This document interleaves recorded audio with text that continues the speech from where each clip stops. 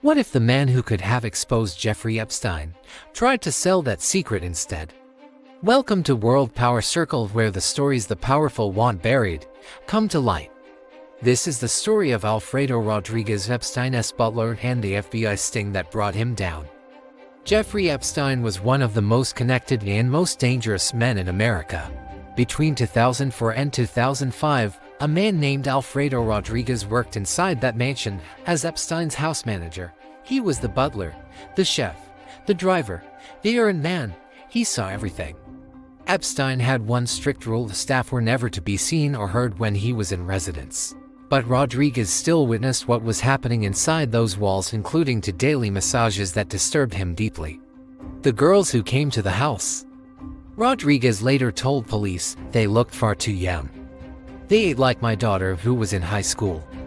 He was even ordered to act as a human ATM, keeping $2,000 cash on him at all times to pay the girls. He bought gifts for the girls' iPods, jewelry under Epstein's direct orders. When Rodriguez left, he didn't leave empty-handed. He took a copy of Epstein's personal contact book. This wasn't just any address book. It contained names, phone numbers, and details of powerful men and young girls. Names like Leslie Wexner, a billionaire founder of Victoria's Secret, the Duke and Duchess of York, Jean-Luc Brunel, a modeling agency scout. Being in that book didn't mean guilt. But Rodriguez knew it was powerful information. When Palm Beach police investigated Epstein and asked Rodriguez to hand over all documents, he cooperated. Partially, he handed over a folder, Rose's note, rental car directions. But not the contact book. He kept that for himself. He described what he was hiding as the Holy Grail, golden nuggets, hundreds of additional victims, phone numbers from New York to Paris.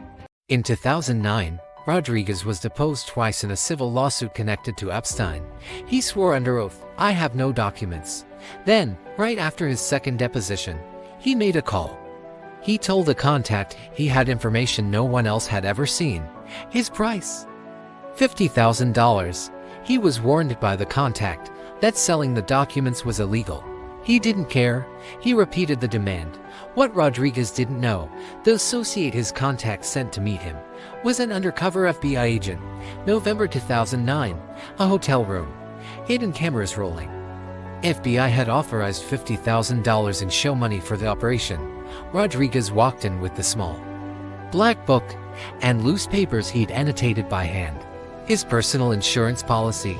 He showed the undercover agent names of victims, phone numbers, highlighted entries, stickers marking key entries he'd organized himself.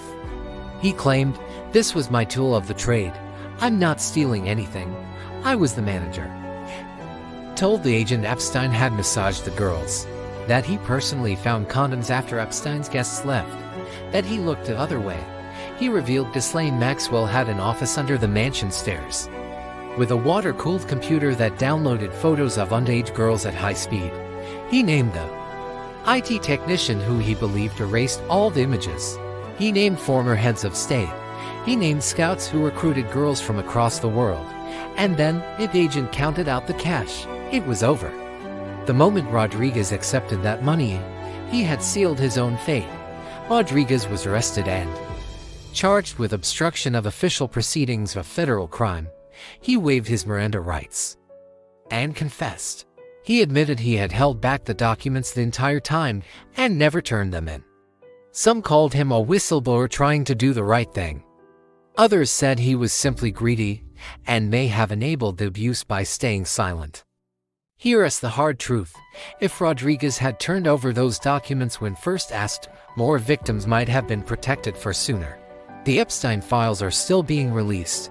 And with every document, more names, more truths, more unanswered questions emerge.